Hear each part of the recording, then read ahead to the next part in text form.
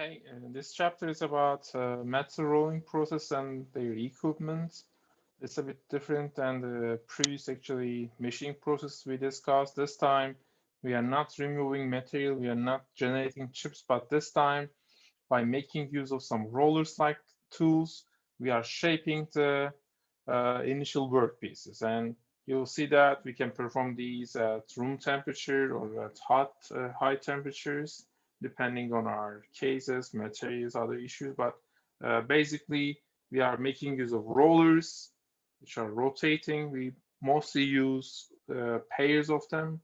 And with the help of these rollers and some additional forces on the workpieces, we shape the initial workpiece according to the shape of the rollers. And with the help of this process, we can obtain some plates, some thin sheet metals, even some pipes, I-beams, railroad rails, as you see, some different various shapes, some rings. So it's a quite versatile process. And with the help of it, as you see, we can produce such things. So what are the fundamentals? The fundamentals are very similar to actually the rolling process, the rolling tough with a rolling pin. You start with actually playing with a let's say circular sphere top, and then by applying force on it and by moving your rolling pin over your DOF, you decrease the thickness and increase the size, the width of your DOF. And this is a very similar process to rolling processes for in manufacturing industry. And the thing is that we need to be using compressive forces. So we need to be applying force onto the initial workpiece, and we need to be using set of rolls. Obviously, in this example, we don't have set of rolls. We are using a single roll, while in the rolling process, we need to be using pair of, let's say, rolls. And they actually metals around us are all made, probably they have gone through at least one rolling process in their life, and this is about 90% of the metals. And the earlier versions, primitive versions of this process was done in 1500s, but obviously these days we have special equipment, special machineries, rolls to perform this process. And these days even we have continuous casting with rolling. So people do casting of metals, and then they supply this casted product into the rolls and try to obtain some plates, some sheets, or different different workpieces with various profiles. And with the help of it, with continuous casting and rolling, obviously the productivity is increased, and with low cost, we can obtain some various shapes. And I can show you some examples here. You see, we are supplying continuously the casted product, and then this is actually in terms of slab, billet, or bloom. And then what we do, we perform some rolling processes. You see, with rolling, we can obtain such sheet metals, we can obtain pipes, plates, so we can obtain such tubes or rods or seamless pipes. We will discuss all these, or we can even have such various shapes of, let's say, rails with the help of rolling process. And as I said at the beginning, we can do this process at higher temperatures or lower temperatures. If it's done at elevated temperature, it's simply called as hot rolling. And in the hot rolling, what we are doing, we are trying to decrease the size of the grains. In the casted products, we have larger grains, and sometimes we have porosity in between these grains. But once you do rolling, then the size of the grains will be decreased, and with the help of this decrease in size, we will have better mechanical properties like strength and hardness. And obviously, the porous regions might be filled a little bit, and we will decrease the amount of porosity. And we can also do this process at room temperature. If that is the case, it's called as cold rolling. And with the help of cold rolling, actually the main advantage is in terms of surface finish. We will have higher surface quality, and also compared to the hot rolling, the strength and the hardness of the workpiece will be a bit better, since we have work hardening. This is a special phenomena, and you will be learning this phenomena in your next manufacturing course in the third year. And the problem about the cold rolling is that we will mostly have anisotropic properties. So we may have higher strength at the top surface, but at the interior of your workpiece, the strength might be a bit low, and that's why it's called as anisotropic properties. So the properties of the workpiece changes with respect to direction and with respect to the region of the material. And with the help of these processes, as I shown you here, we may have plates, which are actually thicker ones, or we may have thin sheets. And if the thickness of your resulting part is higher than 6 millimeters, it's called as plates. If it's less than 6 millimeters, it's simply called as sheets. So now let's have a look at the fundamentals of this flat rolling process, the basic rolling process, and the other rolling process actually based on the fundamentals of this flat rolling process. We can now focus on this image. Actually, schematic is illustrating the fundamentals, and in order to make this sketch like this simpler, they remove, for instance, from this part the top roll. As I said, they're always working in pairs, and then here they remove the bottom row. Okay. So what is on here? We have an initial workpiece. You see, initially it is a width W0, height H0, and then we have our initial speed. We feed our material, feed our workpiece into the rollers, into the gap between the rollers, and then with the help of their rotation and their applied forces, the thickness of our workpiece is reduced. As you see right now, it is HF.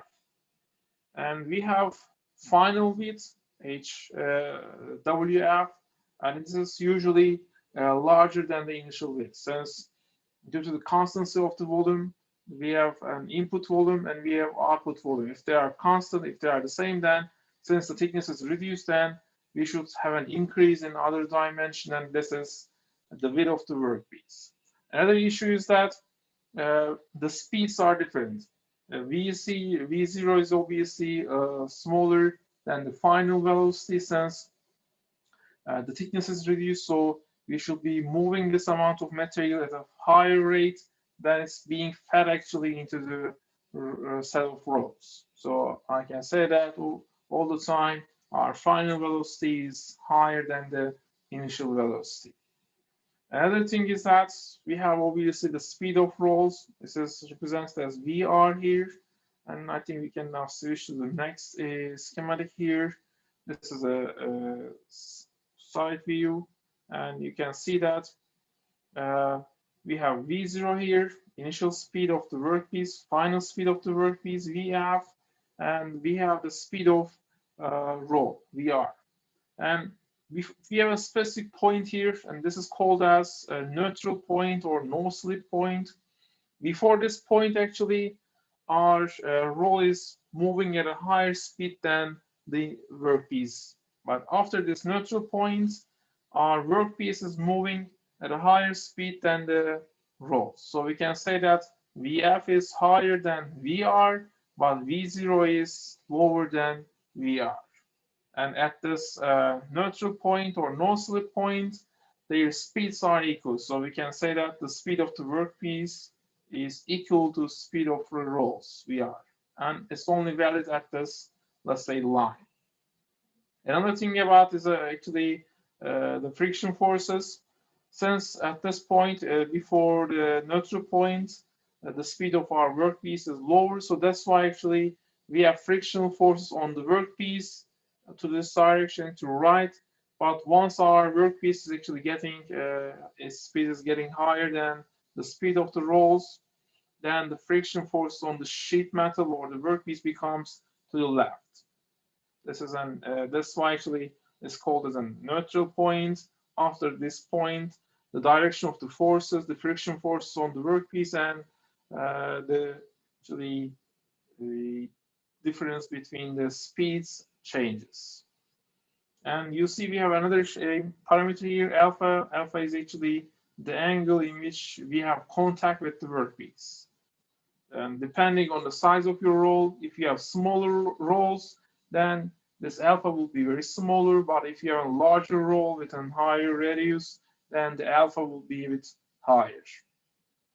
And let's have a look at the last part of the sketch. You see this time we have two rolls in this image, and we are applying some forces on these workpiece. Since we said that without compressive forces, we cannot have this rolling process complicated. So these are the required roll forces. And we also have torque, since we want to rotate these rollers, and with the help of this rotation, we are feeding this workpiece into the opening and then moving it out of this, let's say, opening again. So we need to apply compressive forces and also try to rotate these rolls at some desired, let's say, speeds, so that workpiece can be going into the opening and then going out of this, let's say, gap. And we also have the opposite forces on the rolls, so you need to be manufacturing the rolls accordingly. If your rolls are softer, then due to these opposite forces, you have problems and some wear will be present, and you need to replace your tool frequently. And this is another thing I didn't mention, this contact length, the length between the starting point of the contact and the end point of the contact. And here actually I didn't mention, but this process is very similar to actually accelerating the fluid, incompressible fluid through a converging channel. So initially the speed is not high, but once the channel is converging, the gap, the opening is decreasing, the size of the area of the opening is decreasing. So that's why the speed of the material is getting increased, and it's very similar to such a fluid case. Since in your next manufacturing courses, you'll be focusing on these calculations and rolling process in 202, I'm not going to discuss the math behind the rolling process. But we can spend some time on the roll force. As I said, they're highly important, and you should be keeping this roll force at the desired level. Otherwise, you may have problems in the resulting workpiece or have problems on your rolls. And in all cases, actually, we are trying to actually decrease the amount of this force. Since if you apply too much force, then you have a grainy, bumpy surface on the workpiece, and also you'll have much wear, much problems on the roll. So it's better, if it's possible, you should try to reduce these roll force as possible, and we can do them. We have different ways to do it actually. We may be using smaller diameter rolls so that there will be less contact between the workpiece and the roll, or we may try to actually decrease the reduction per pass, which means that instead of actually decreasing the thickness from 10 millimeters to 2 millimeters, we may, for instance, make a rolling process which will result in 8 millimeters. So the reduction in thickness actually per pass can be reduced so that the amount of forces we have will also decrease. And we have some other options. For instance, we may do this process at higher temperatures. So once temperatures are increased, then we know that the strength of the material will be reduced and it can be shaped with less forces. Or we may apply back and front tensions on the strip on the workpiece so that with less forces we can do the shaping. Since once you apply such a tension with less compressive force, you can do actually deform the material easier. This is a fundamental thing in material science, and we may have it, as I said, from the back side or from the front side of the rolls. It doesn't matter. And lastly, if you want to reduce the roll forces, you should actually apply some, let's say, lubricants so that you have less frictional forces on at the roll and workpiece interface.